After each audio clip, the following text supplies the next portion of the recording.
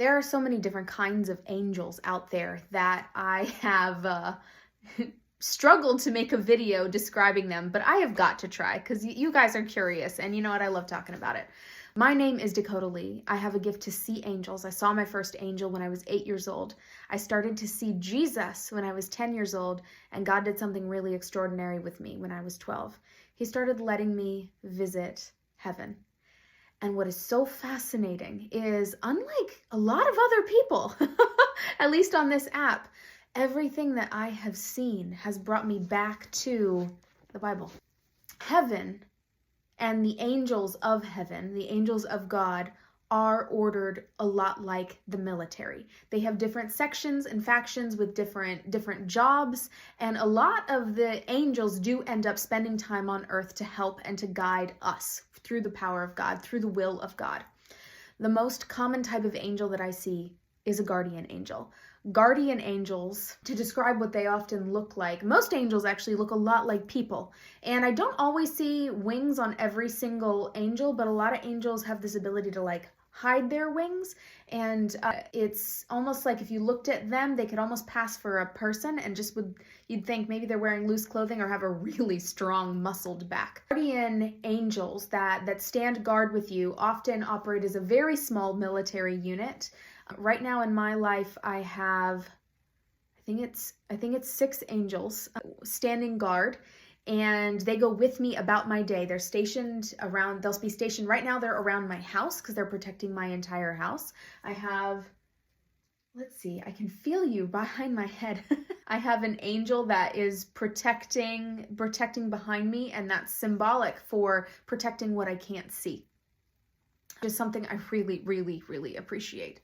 And when I go driving, these angels are stationed around the car, and there's often a scout angel, a lookout angel that will fly above the others and call down instructions to the others, like, hey, she's driving towards a bridge, make sure the car is steady, set out things for the bridge ahead. And even while cars are passing, physically they will fly to the edges of the cars, put their hands on the cars, and keep the cars apart because they don't want us to be in danger.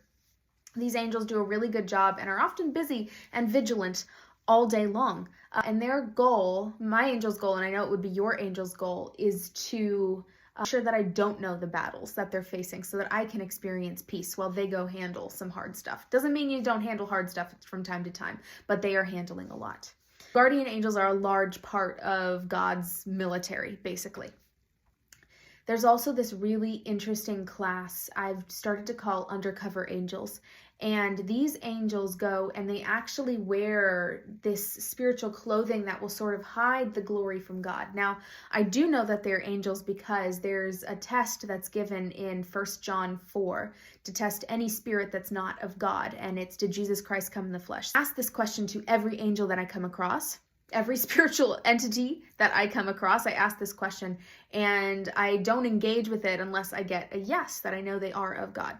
It really confused me because angels can look like so many different things. Some of them do truly look heavenly. They've got the glowing skin. They've got the wings. I've never seen necessarily a halo, but I have seen glow, definitely glow.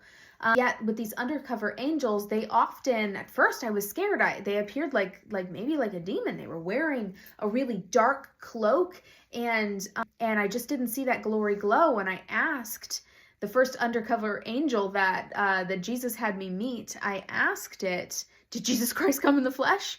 And I got the answer yes. And I think I asked 3 times because I was so unsure. This doesn't look right.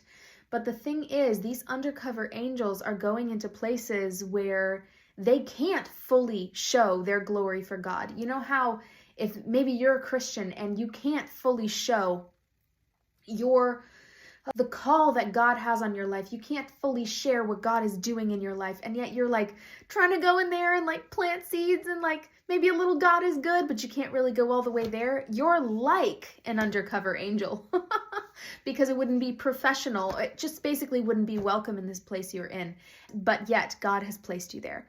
So this is something that God asks people to do in our lives, but he also asks angels to go into certain places and carry out his missions basically in secret because their presence as an angel of God would not be welcome. I think this video is going to need a part 2.